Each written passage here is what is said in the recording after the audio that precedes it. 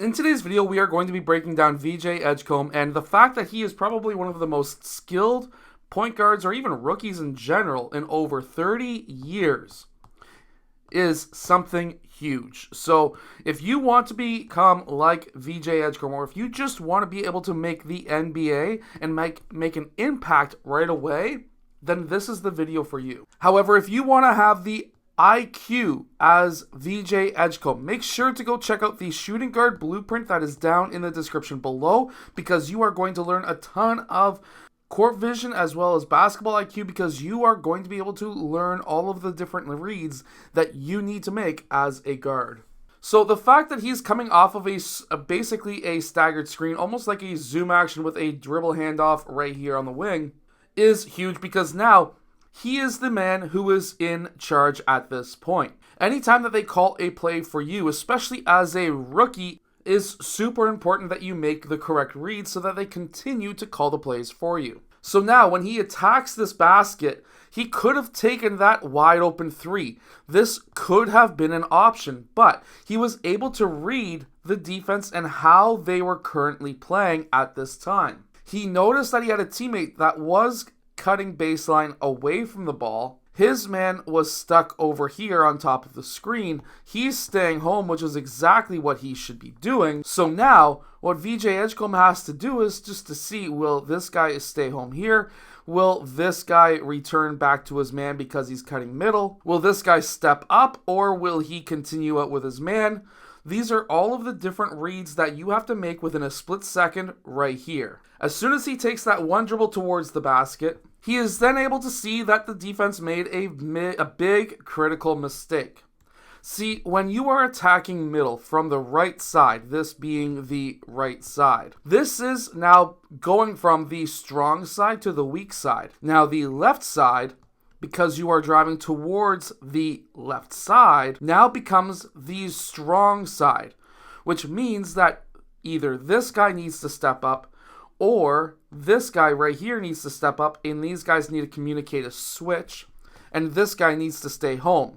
This is exactly how it should have been ran defensively, but the NBA doesn't exactly have great defense anymore, which means that this man comes in to play help from what is now the strong side, because VJ Edgecombe is attacking middle, which means that this pass is absolutely wide open. So the jump shot would not be the right idea. The kick out pass to the wing / corner would be the absolute perfect situational pass that you could have made in this case. Being able to read defenses once again is very important.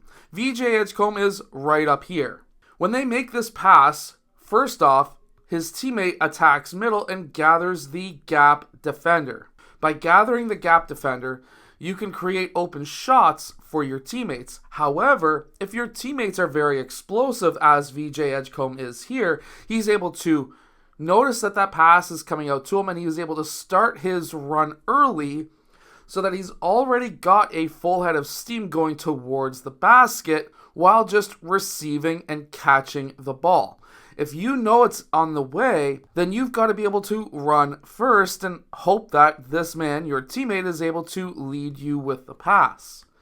If you can do that successfully, you are going to be able to get past your man very quickly, and then that leaves the wide open lane to the basket. Now, once you get to this situation right here, you have to be able to read what these two defenders are about to do. Are they going to stick to their guys, or are they going to come out and play help? Well, the first thing is the fact that VJ Edgecombe is attacking on his left side makes this the strong side, which again means that this defender needs and should be able to defend his man in the corner, in the dunker spot. Because if he comes up, this is going to be a lob pass for a dunk. Now with this guy, he should be the one who is playing help, which means that this defender needs to drop and guard both of these guys.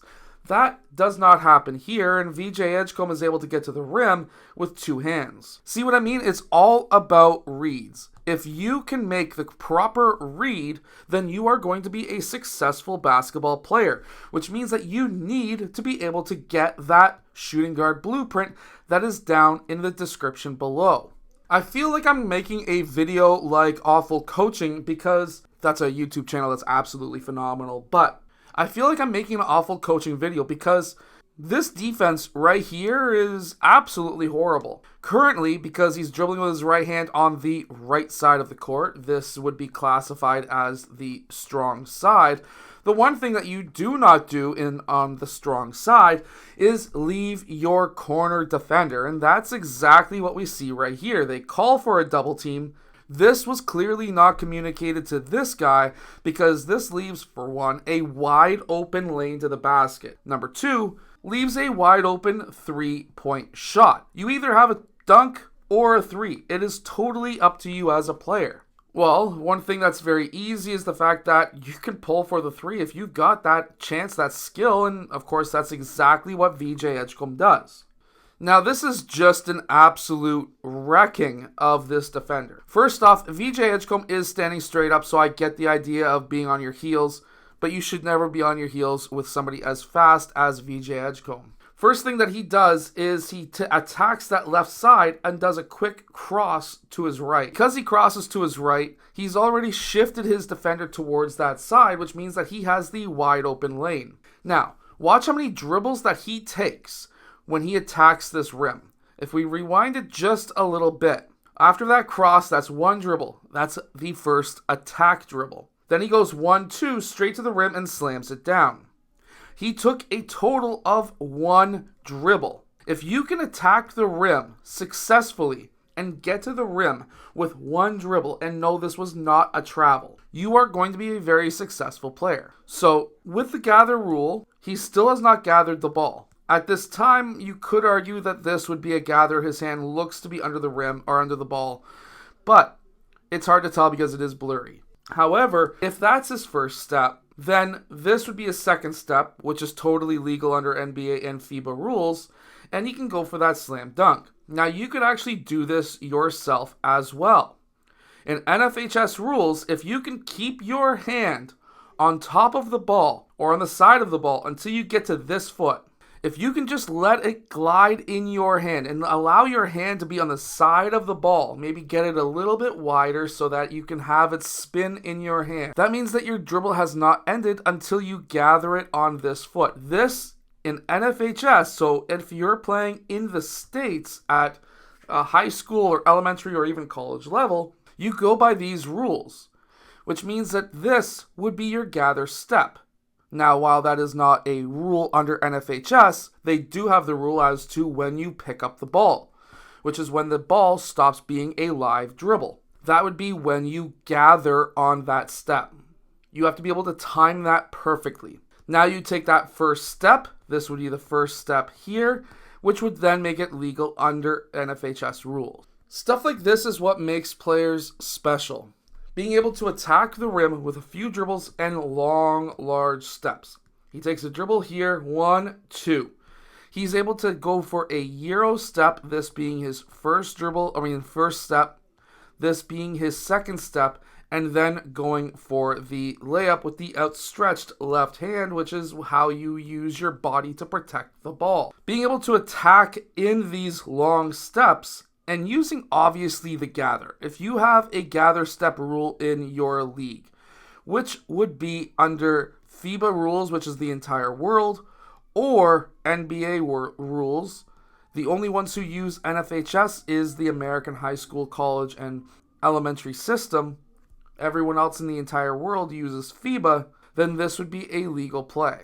It's a totally different video, but NFHS is, in my opinion, the actual reason as to why the world is excelling in basketball and the United States is starting to get left behind.